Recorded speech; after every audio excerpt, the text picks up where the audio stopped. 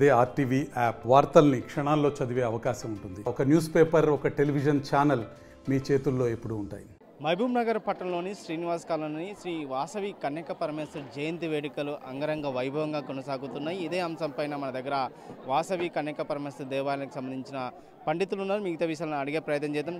చెప్పండి అయ్య గారు, ఏమేమి వాసవి మాత జయంతి వేడుకలు ఎట్లా జరుగుతున్నాయి, ఏమేమి కార్యక్రమం చేస్తున్నారు? శ్రీ గురుభ్యో నమః, శ్రీమాత్రే నమః.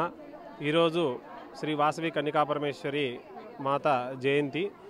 ఆ విధంగా ఈరోజు మన మహబూబ్నగర్లో శ్రీనివాస్ కాలనీలో వెలిసినటువంటి శ్రీ వాసవి కన్యకా పరమేశ్వరి దేవాలయంలో ఆర్యవైశ్య సంఘం శ్రీనివాస్ కాలనీ వారి ఆధ్వర్యంలో ఉదయము 7 గంటలకి అష్టోత్తర శత కలశాభిషేకం అనగా 108 కలశాలతోటి అమ్మవారికి ఊరేగింపుగా ఉత్సవంగా చేసి మహిళలందరూ కూడాను ఒకే రకమైనటువంటి వస్త్రధారణ చేసుకొని పట్టు వస్త్రాలతోటి అమ్మవారికి ఊరేగింపుగా చేసి అమ్మవారికి అష్టోత్తర శత కలశాభిషేకము, ఆ తర్వాత పంచామృతాభిషేకము, పంచామృత ఫలాభిషేకం కూడా చేయడం జరిగింది.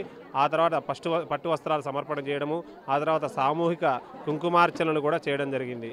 అలాగే ఈరోజు అమ్మవారి జయంతి సందర్భంగా మన దేవాలయంలో కొన్ని ప్రత్యేకమైన కార్యక్రమాలు కూడా ఏర్పాటు చేయడం జరిగింది. అందులో భాగంగానే రక్తదాన శిబిరము, తర్వాత మన దేవాలయంలో గల గోశాలలో ఉన్నటువంటి 3 ఆవులు ఉన్నాయి. ఆవులకు గాను ఒకటి లక్ష్మీదేవి, ఇంకోటి గౌరీమాత, ఇంకోటి సరస్వతి గాను నామకరణం చేయడం జరిగింది.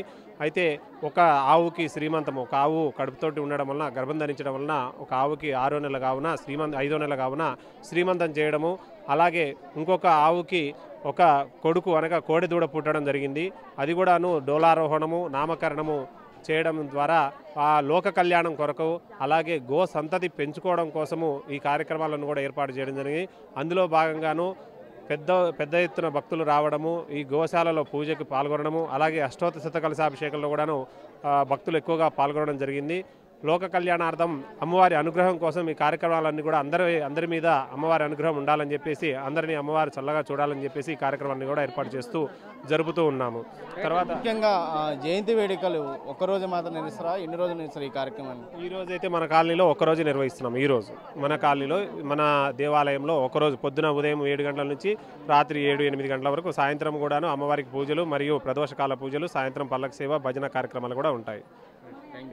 అయితే మొత్తం మీద కూడా శ్రీ వాసవి మాత జయంతి వేడుకలు కూడా అంగరంగ వైభవంగా కొనసాగించాలని చెప్పి ఇక్కడ పండితులు తెలియజేస్తారు. ముఖ్యంగా ఈరోజు ఈ టెంపుల్లో కూడా ఇక్కడ డోలావరణతో పాటు ఇక్కడ గోమాతలు కూడా శ్రీమంతం కార్యక్రమం నిర్వహించారు. ఇక్కడ మనం విజువల్లో చూస్తున్నాం. ముఖ్యంగా గోమాతలు కూడా శ్రీమంతం కార్యక్రమం, అలాగే డోలావరణం ఏదైతే వాసవి మాతకు సంబంధించిన విశిష్టంగా పూజా కార్యక్రమాలు ఇక్కడ నిర్వహించాలని చెప్పి ఇక్కడ పండితులు చేస్తారు. ఇక్కడ భక్తులు కూడా, మహిళలు కూడా ఎక్కువ సంఖ్యలో పాల్గొని ఈ కార్యక్రమాన్ని విజయవంతంగా చేస్తారని చెప్పుకోవచ్చు. ముఖ్యంగా ఏదైతే గోశాలలో ఉన్నటువంటి గోవు కూడా శ్రీమంతం కార్యక్రమం ఇక్కడ నిర్వహించారని చెప్పి పండితులు ఏ విధంగా చెప్పారో ఇక్కడ కార్యక్రమాన్ని కూడా మనం విజువల్లో చూస్తున్నాం.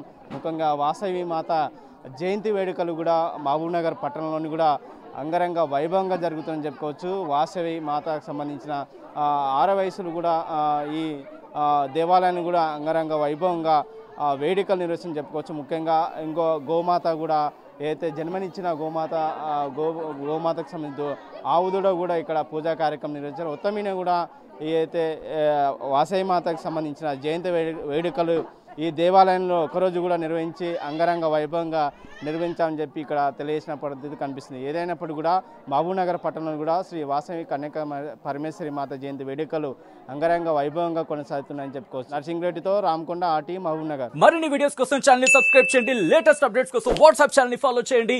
అండ్ లింక్ డిస్క్రిప్షన్ లో ఉంది.